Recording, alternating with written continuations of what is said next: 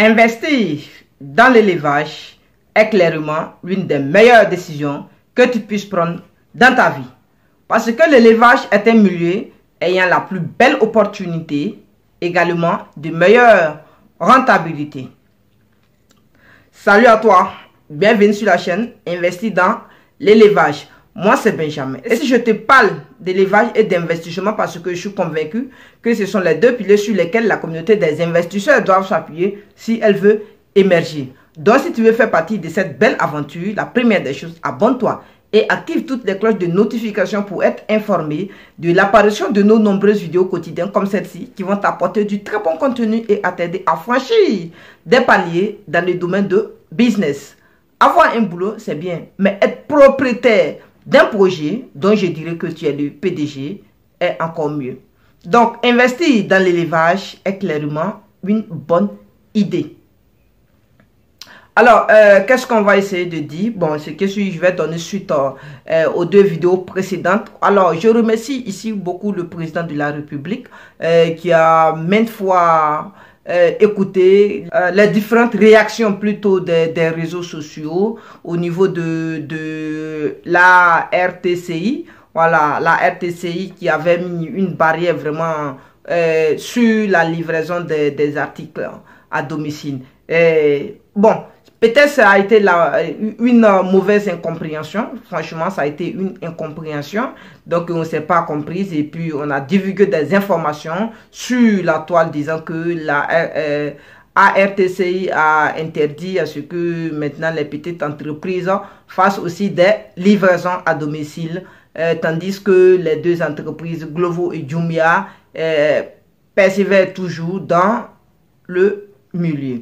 Le ministre de la ARTCI s'est prononcé. Donc, on a vu que, franchement, d'une part, on a raison, pleinement raison. D'autre part, on a vu aussi qu'on n'avait pas raison. Mais aujourd'hui, on a raison, où je vous ai dit qu'on a raison parfaitement. Peut-être avec la pression des réseaux sociaux, ce qui s'est passé.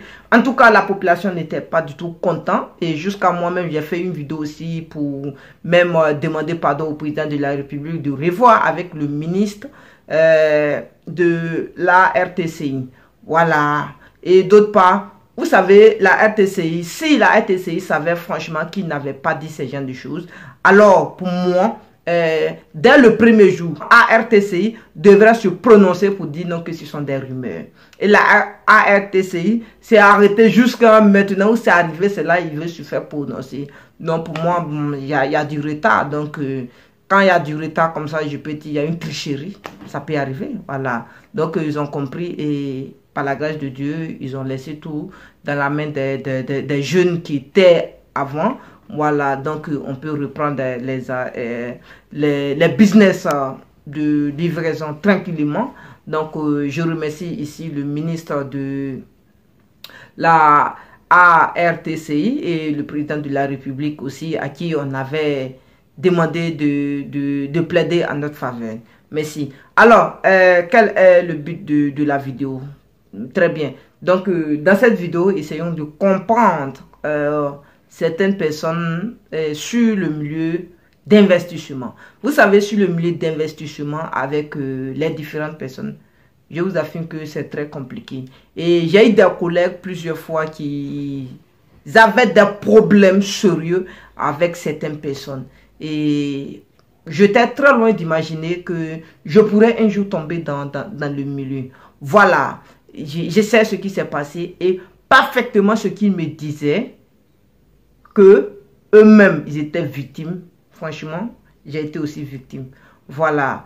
C'est pas facile d'être dans le milieu, pensant qu'on est en train d'aider certaines personnes. Alors pour, comment on appelle ça, une petite histoire, les gens doivent avoir des idées négatives sur ce que vous faites. Je pense que cela n'interpelle pas franchement notre crédibilité chez certaines personnes. Voilà. Vous savez, moi, je travaille actuellement en Côte d'Ivoire. Je travaille avec 7 personnes. Je surveille. Je rôde dans les fermes de 7 personnes. Voilà. Et franchement, je n'ai jamais eu de d'histoire avec certaines personnes. Mais ces derniers temps, je pense que ça a été avec une personne. Voilà, franchement, pour des petites histoires, et moi, ça m'a choqué. Je ne peux pas me prononcer, mais je sais comment ça a été un peu. Voilà, donc, tous les jeunes, alors je fais appel à mes collègues, tous ceux qui veulent investir dans l'élevage, qu'ils essaient de signer un partenariat concret. Parce que c'est ce qui était arrivé. S'il y avait un partenariat concret, pour surveiller, là tu sais que c'est un partenariat concret pour surveiller. Mais lorsque c'est pas un partenariat, quand tu penses que tu fais un don, ça devient des bagages vraiment sur ta tête. Mais lorsque c'est un partenariat, tout peut repartir à zéro et se faire justifier. Donc pour se lancer dans des projets, des gens comme techniciens, c'est pas un délit, c'est très bien, vous pouvez vous en aller.